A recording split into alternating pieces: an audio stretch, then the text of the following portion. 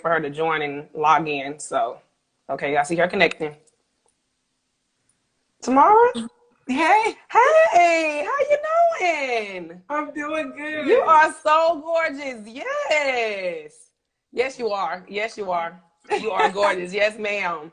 How you doing? I'm doing good. Doing good. Yes, you are just so pretty, and everybody's just showing you so much love. Look at Jr. He said, "Oh, oh my gosh." So before we do get started, I do want to introduce myself. My name is Chastity Buckley.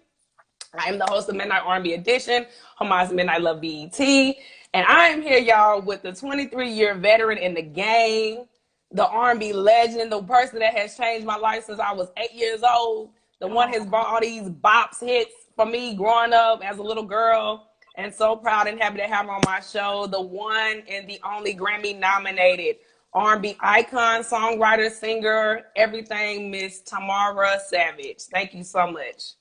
thank you. Thank you for having me. Yes, you see all the comments. Everybody talking about Jared. I was like, she is so pretty. Yes, you are. Yes, yes, you are. Yes, ma'am. Thank Thank you you so all. much. Thank you so Look, much.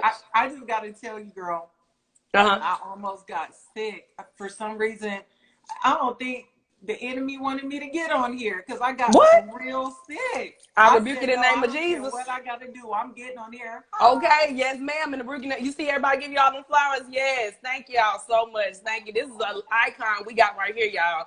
We ain't gonna play no games over here. We gonna respect her. We gonna make sure that she's on this live and get all her flowers that she deserves. So thank you so much for joining Miss Tamara. And before we do get started, I wanted to ask you. I know since now we are in 2021. Happy New Year.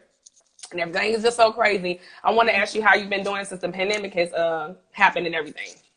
Well, we've been doing good over here. I mean, we got our masks. We Come doing on, everything they tell us to do. come on. But then aside from that, we've just been. This is a good time to just focus on you.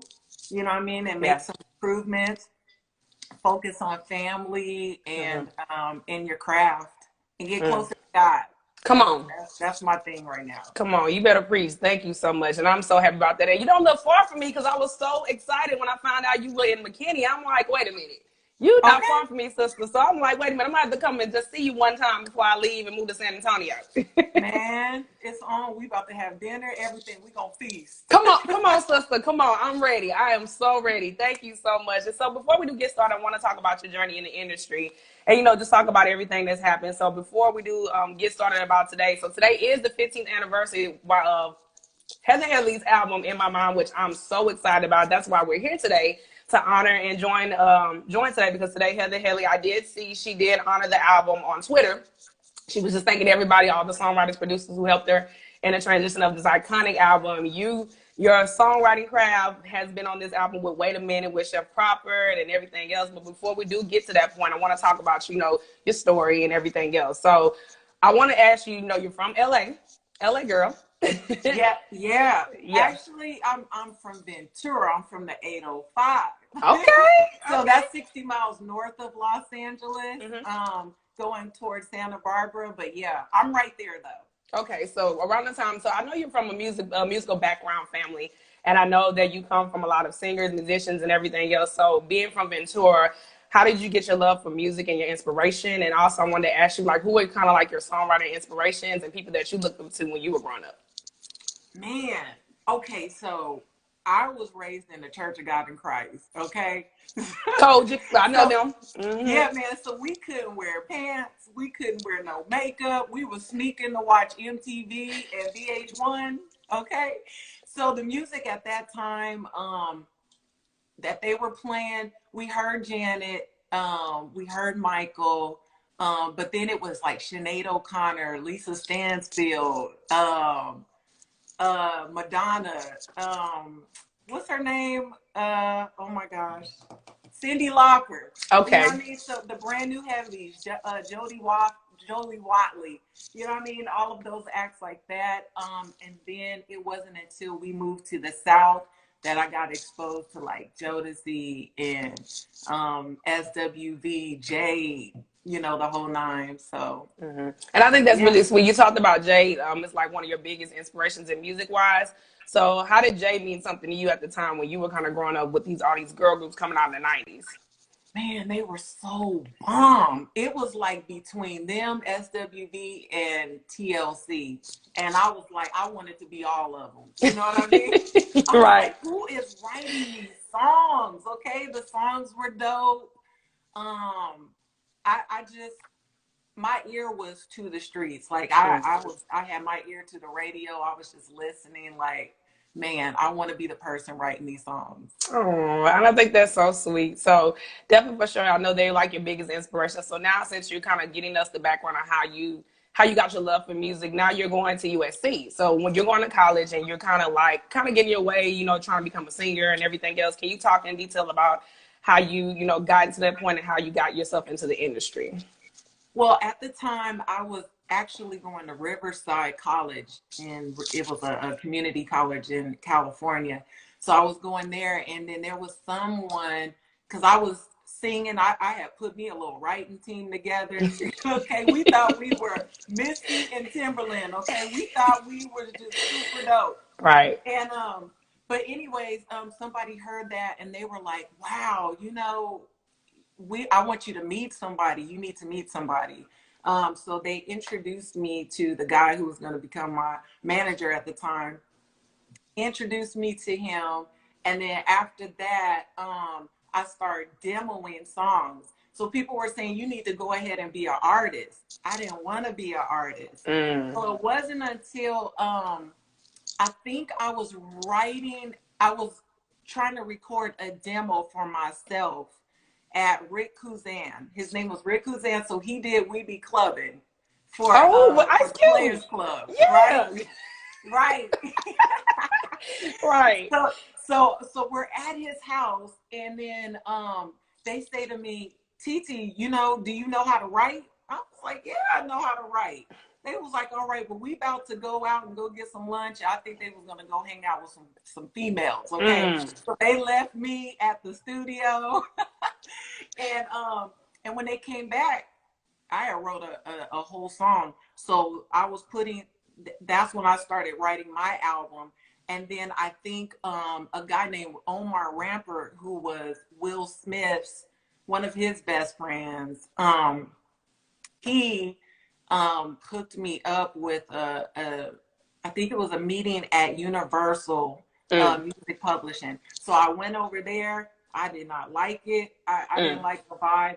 And so then he got us a meeting over there at EMI with Big John.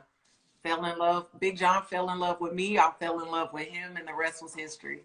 Oh, and I know you talked about that. I seen in the article you talked about Big John played like a big instrumental goal in your life with songwriting. How did he kind of teach you how to create music, I guess, with songs and kind of like convey the message when it comes down to for singers, for up and coming singers, for yourself and everybody else you were getting ready to prepare to write?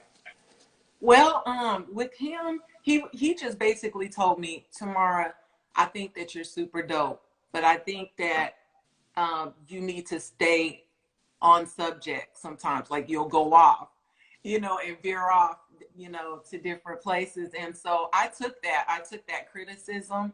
And every time I wrote a song, I'd call him up. Okay, what you think about this?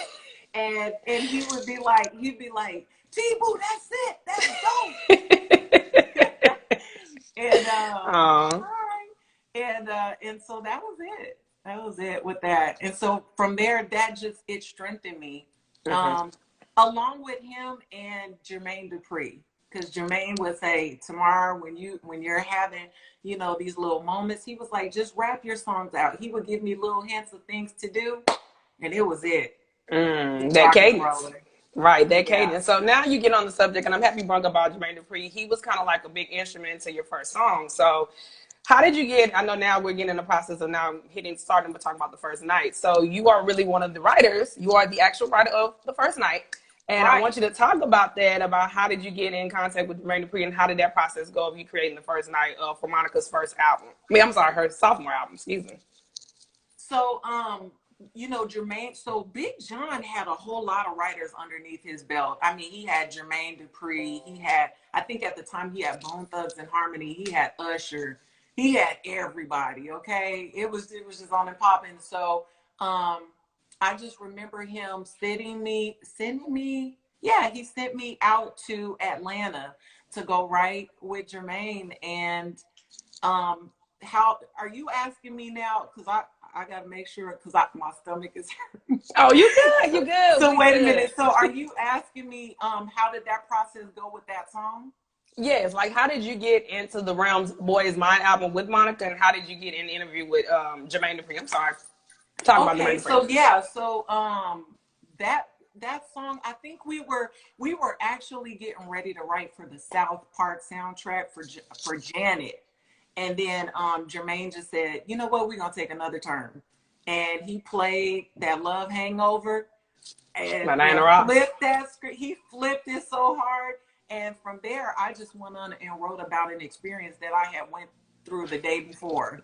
Okay, that really Wow. happened to me. Somebody was trying to really, try to get it. I was like, nah, bro, no, we're not doing that. We're not doing that. Wow. So, yeah, so that happened. I didn't even know if the song was going to get placed, but I want to say after I wrote it, like 2 days later, I got the phone call that Clive Davis wanted it. Wow. So how did you feel when Clive Davis wanted it for Monica's album, but not even just that at that time? Monica is in the realms of going with, her counterparts, Brandy, you got Aaliyah, you got Maya coming out. Maya was coming around this time. So at that time, you were like going against a lot of teen idols, at the time with Monica. So when the first night came out, it just went #1. So how did you feel when your song became a #1 hit? Man, it never really even hit me. It never, I really don't know. All I know is like I'd be driving down the street and people would call me, girl, your song is on the radio. I'm like, really? And what station is it? And then I turned it on and it would be there. And I'm like, wow. So I was really grateful and humble to God. Like, I don't know if it really sunk in, but that's it. But it never really hit me. I think I will say this though. The first time that I heard the song again and actually saw the video, I was at Teddy Riley's studio out in Virginia. I walked in and we were getting ready to cut Take Me There from the Rugrats. Okay. So I walk in the studio and everybody is like, he had this like real elaborate, beautiful lounge and everything. And then there was MTV on the screen. And he was like, your video was on. It's on right now. I was like, what? And then she was getting her little, yes. So that was the first time I saw that. And I thought that was cool. Yeah. And so I'm so happy you talked about Take Me There. That's one of your hits too that a lot of people don't know about. Take Me There is definitely one of your hits. And I know for sure for me, listen to that song when I was I would say about 8 or 9. I was excited to see the Rugrats. So when I heard that song and that beat dropped, I was like, yeah, this is going to be a hit. I was like, yeah, man, this is going to be a hit. I appreciate that. No problem. Anytime. I mean, you wrote so many hits. I mean, I think too, like I think when you started with the first night, I noticed you had like back to back to back. It was like hit after hit after hit. And then you wrote Whitney Houston, Faith Evans, and Kelly Price, Heartbreak Hotel. And that took off. So, and I know for you, that was when you got your Grammy nomination. So how did you feel being nominated for a Grammy for Whitney Houston alone? Man, listen. And just, having those hits just come after the first night. It just was like a lightning rocket. Man, that right there, that touched my heart. Out of everything, I think having Whitney, I'm telling you, Whitney was everything. I was trying to be me some Whitney Houston. Do you understand me? I'm Your Baby Tonight, the Bodyguard soundtrack, what's the one with the women in it? With Angela Bassett in them. Oh, Waiting to Excel soundtrack. Man, all of that, I'm telling you, like that was everything. So to get all 3 of my favorite singers at the time, which was Faith Evans, I love her. Kelly Price, that was my girl. And Whitney, like that was just amazing to me. And I literally felt blessed. I was like, okay, God, you really love me. You do. Yeah. I think that's just amazing. And for that to be nominated for a Grammy, that song just took off, and it just took, I think too, Kelly Price in a new realm because I think it crossed her over too because at the time she was becoming a big star, Whitney was already set, and then Faith was already huge, and so for Kelly Price to do that for her, I think that just opened the doors for all three of them to just show that women can unite in R&B. So I really do love that your song did groundbreak that. But for me, I mean, listening to that at 11 years old, my mom had the cassette tape. I cut up. I surely did. Yes, I did. So now, since we're on it, you're already on a taking off with all these hits and stuff like that. Now we're getting kind of like in 2006. How did you get on the Headley project? And now, like, you're already set in your career and stuff like that. How did you come about meeting Headley, or just in general, just getting on the project with her? Man, the Headley song, I just remember a while back before that, I was working with Shep Crawford and Jazz Nixon, Jazz Nixon at the time, he was working with Hootie and the Blowfish. So he had some little hits on there. And then, of course, Shep Crawford, his Deborah Cox and his Tamia's, like, he was just, oh my God, so precious. But I think we were just going over there writing at the time. We were just writing, and I think that song was originally either going to be for Deborah Cox or Tamia. And it wasn't until like later on, several months later, I get a phone call and they're like, you got, your Wait a Minute song just, landed on Heather Headley. And I have to be honest with you, at the time, I didn't even know who she was.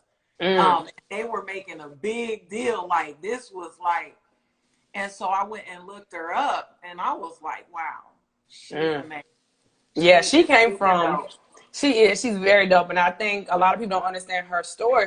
She came from Broadway to the music industry. So she kind of took a backwards turn.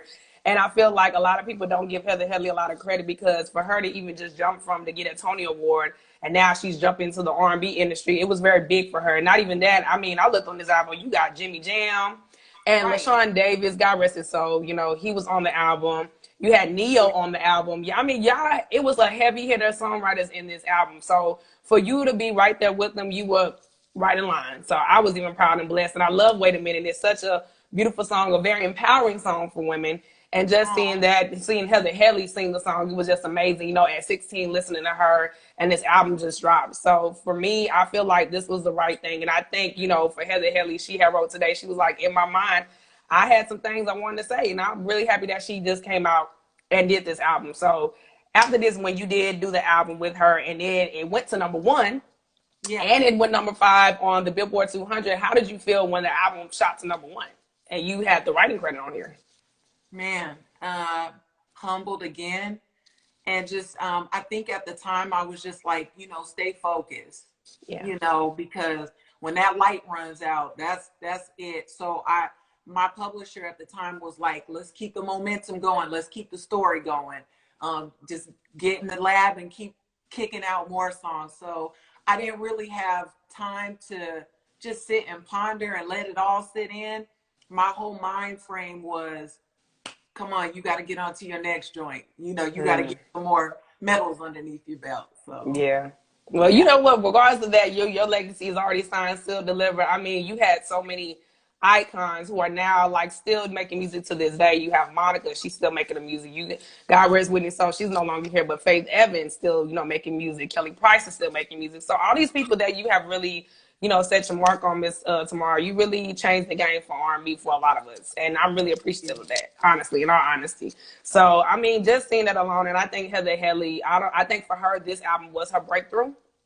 And for me, I think this album right here was the one to show that she really was here to stay. Because when you hear In My Mind, these folks go crazy. These folks go, crazy when they hear the beat drop. But I think this whole album alone is just timeless. I mean, for me to even remember this 15 years later today, and we're still talking about this album, and you wrote Wait a Minute, a song I heard when I was 16 with my family riding around in the car. It just goes to show you that music is still here. So R&B is always going to be here to stay, and I'm just so happy about that. And I just really thank you so much for just even talking about your story and just letting people know. But I also wanted to ask you, too, since you did, come from that successful album, and you wrote so many hits for so many people, I wanted to ask you, what is the key of making a hit? Man. For a songwriter. Whew. I mean, I think so many people have like different different answers, but I think for me it's always been it has to be catchy. You know what I mean? It has to be relatable. Um, Yes. and then I think like as a writer, you have to be you because they want to hear you. They want to hear your perspective of how you feel about the same subject, love that's been going on for decades. You know what I Yeah. mean? So they want to hear that side of it. So I just think that make it catchy, make it, make it relevant. Something that's just gonna stick in their ear and make a lasting impression. That's what I think. So a catchy hook, make sure that like your verses are very clever in the way that you use your words. And then go from there. That melody has to be everything too. Yeah. And the beat. The beat Come gotta be on. dope too. Because when that beat drops, it's a wrap. When the Yeah. beat drops, it's a wrap. Right. And that's great. I want to ask you, what was one of your, if you had to pick one of your favorite hits, what would be your favorite hit? Man. You had Shanice too. A lot of people don't know that either. What, at least two? Shanice, Oh when I yeah, close yeah, my yeah. eyes. Yeah. Yep. Man. Okay. Can I say like two? You can say two. I can let you Okay. slide with two. I was gonna say one, just one, but you know what? Since you're my guest, you can say two. Well, When I Close My Eyes was my very first song that I wrote. You know what I mean? So that's dear to me. But on the flip side, I think that Take Me There, um, I felt good about that song because young people and adults really liked it the same. You know what I mean? And that's what I was trying to achieve, was to go um, for a song that would catch the hearts of young people, but Yeah. then the adults could feel like, okay, I jammed to this too. Since it was for a kids movie. And can we talk about, you know what, let's talk about it. So, you know what, guys, I'm going to be honest with y'all. Before me and Tamara did this interview yesterday, we were on the phone talking. And I was actually watching Nickelodeon. You know, just mind my business, watching Nickelodeon, talking on the phone. And it's crazy, guys. Before I did this interview, we were just talking about how we was preparing and stuff. And the song that came on, guys, and y'all wouldn't believe it, I put this on Everything I Love, was Take Me There by Tamara. I was really Yeah. shocked. I've never in my life ever had interviews, and the person who I'm interviewing the night before, their song comes on, and not just once, twice. And then when Keisha Cole went live yesterday, guys, Shanice, When I Close My Eyes came on. So I think everything works from the universe. Yeah. And for me, I think when it comes down to just, songwriting, your songs mean a lot. And for people that still remember Keisha Cole to sing the song, that just go to show your music is timeless. So for me, to you, I'm just really just proud of you and your legacy. And for me to see your song last night on TV, I'm like, what? I'm like, Oh, how in the world? Like, look, JR said, God, God, God. Yes, it was nothing but him, because I'm telling you, ain't no way her song that happened 20 some years ago was supposed to be on the TV screen. I'm not saying it wasn't, but it was just really random that happened. So I just thought yeah. that was dope. And I was like, it just really goes to show you that, your music still resonates with people. But, not even just that. I just think it's just amazing. And Jay, in the interview, said that's a blessing. I mean, it is a blessing for her songs to even just still be relevant and for her songs to still be on TV in 2021. That goes to show you guys her music is still timeless. And I'm just so blessed to even just tell her these moments and I catch these moments, because I'll be like, smart girl, your song was on the data. I'm like, what? I'm like, girl, come through. I ain't gonna get no check, but it is what it is. I ain't gonna get no check, but it is what it is. But you know what? It's just a blessing, and not even just that. It just goes to show you that, no matter what happens, wherever you go, your music is always in our hearts. So Yeah. thank you so much for that. And oh my God, I'm getting a tweet. Somebody say retweeted me about Heather Headley.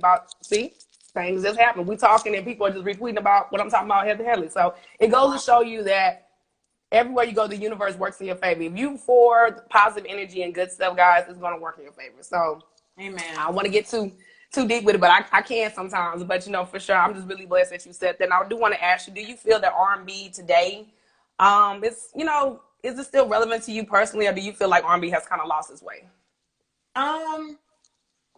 I think it's like a little bit of a yes and no, but we just have to remember that, trends are set all the time. I tell people all the time when they ask me that question, the Bible says that there's nothing new under the sun. So Come on. we know that history is going to forever repeat itself. There's nothing new. I do feel like this decade is going to be very reminiscent of the 90s. Yeah. In so many regards. I mean, so we see it even in fashion. Everything from back then is coming back. It's repeating. Interior decorating. We're seeing like wood paneling coming back. You know what I mean? So I think it's coming back, and I think that it's really just going to take, all it takes is a few people to do it. We see that with Jimmy Jam and Terry Lewis. Come on. With Babyface, you know, coming with that. And I laugh because I'm like, whenever you see Donnie Simpson, okay. when you see Donnie Simpson, it's coming back. So yeah. And I'm just so happy to see him. Yeah, I definitely do. And I knew we just talked about R&B. Do you have any certain type of R&B do you listen to? Kind of like besides Babyface and Jimmy Jam, do you listen to any like producers or current R&B? If not, it's understandable because, you know, everybody has their own personal things, what they feel about R&B. But is there any people that you have an interest that you may want to see that are doing maybe good things for R&B? That I want to see perform, or? You can see perform, but do you have any interest of people that you do like now? Okay, so you mean, I guess probably in my playlist, like right now. Yeah. I'm really feeling her, like right Come now. on. Like she has brought the best of both worlds together for some way. You know what I'm saying? Like she did it perfectly to bring what's going on now with what was happening in the 90s. I think she's just really doing that. You know what I'm saying? Jasmine that really hit.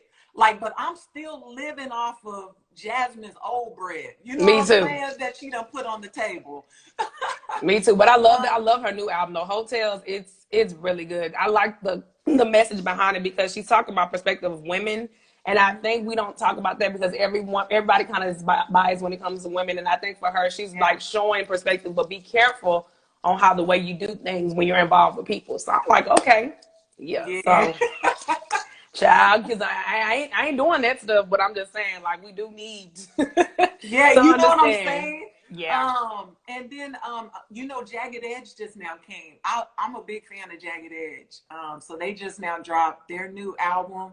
They got like 1 million songs on there, but you know, I'm still playing though. Yep, that's it. We gotta support our. We still, you know what? I love that you said that tomorrow. We still have to support our R&B veterans that were here from the past and the present, but really mostly the past because a lot of them kind of still kind of get this thing where, you know, oh, they just made a hit in one decade, they can't be relevant. No, they're always going to be relevant. So I appreciate you saying that. Definitely, for sure.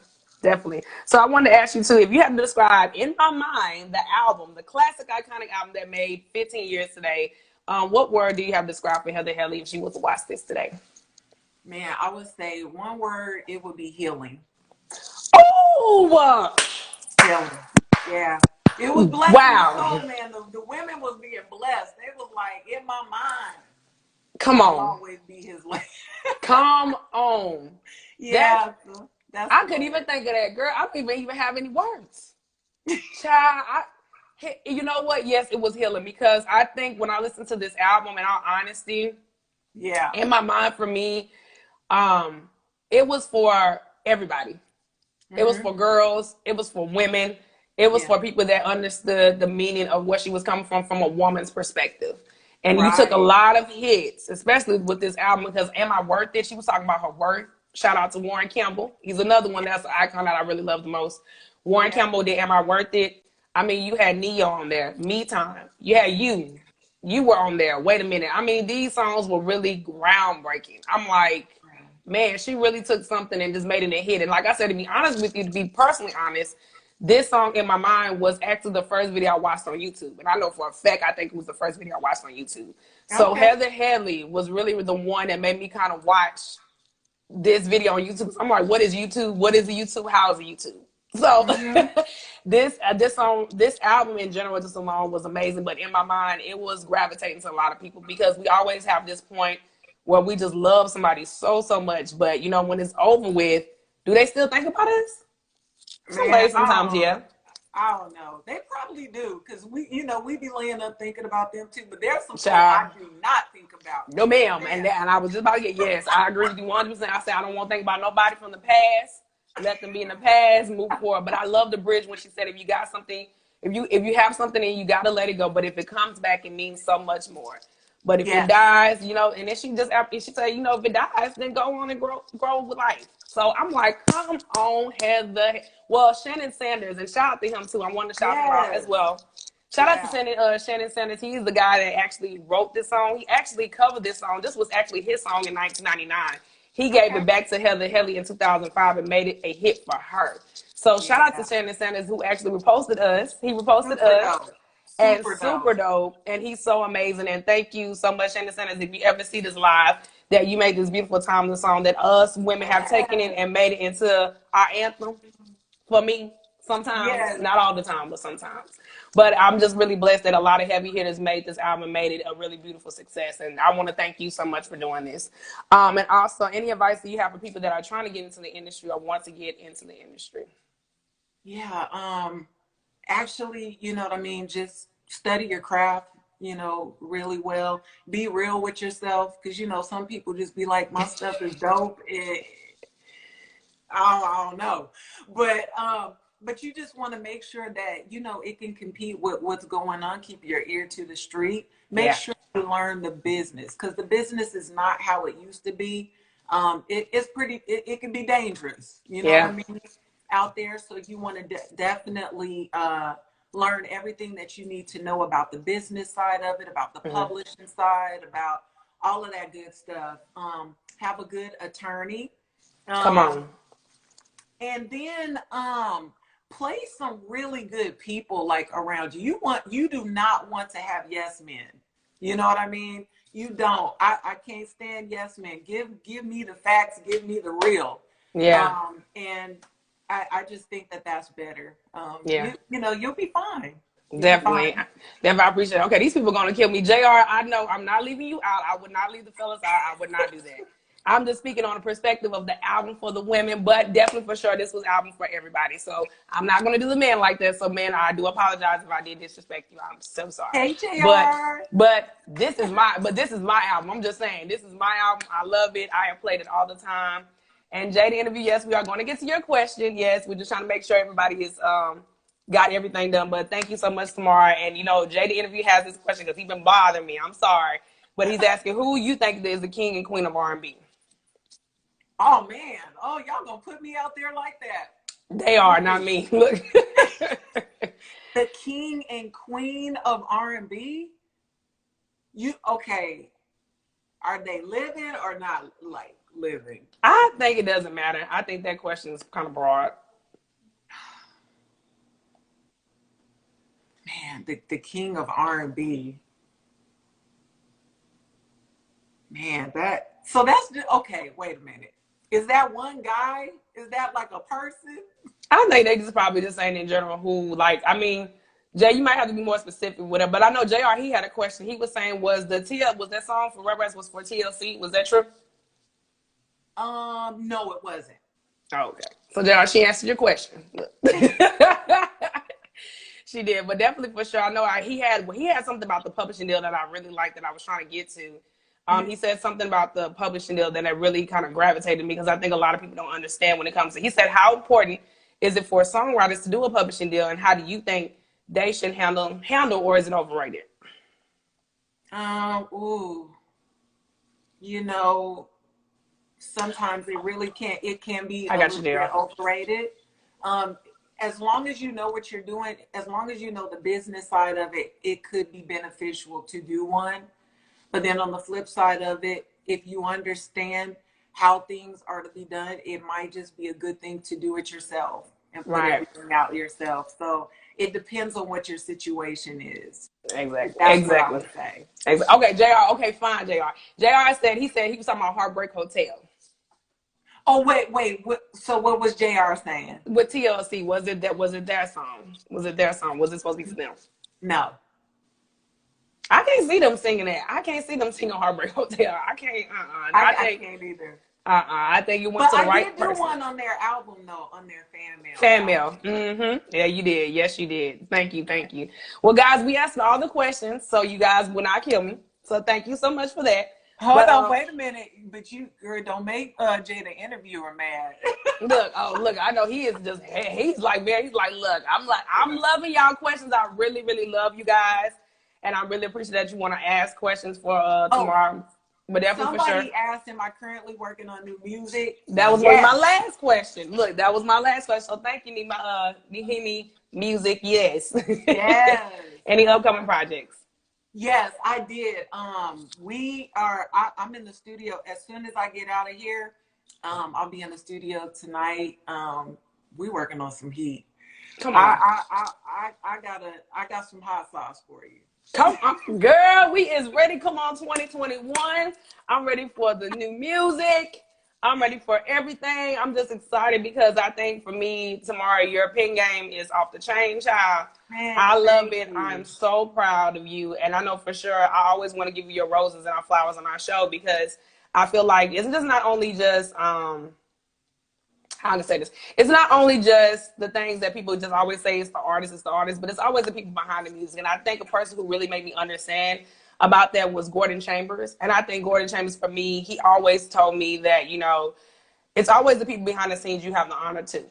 And I think for me, he made me understand for sure when it came down to when I did One Voice for Brandy and stuff like that, the people behind the scenes were making the moves.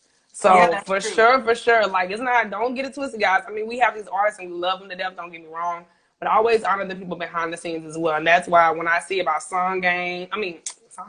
about pen games and all this stuff like that with songwriters and producers and engineers and everybody who I interview, I always want to show them love because just because they think I listen to the artist, I always want to know who's on those notes as well. So thank you so much, Tamara. Do you have any last questions you want to give to your fans? Because everybody's just loving your pen game, and I just want to tell everybody.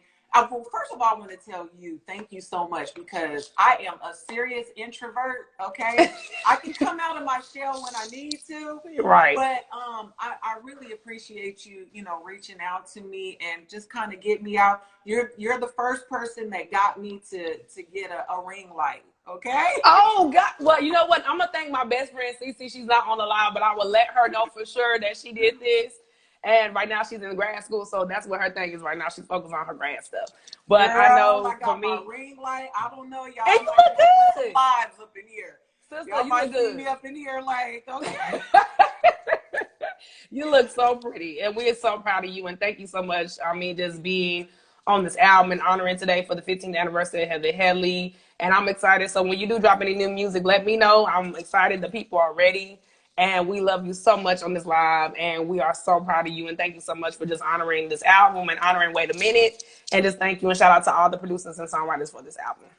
Thank you. Thank you so much. Thank you, JR. Thank you to everybody that came on the live. I appreciate you. I love you.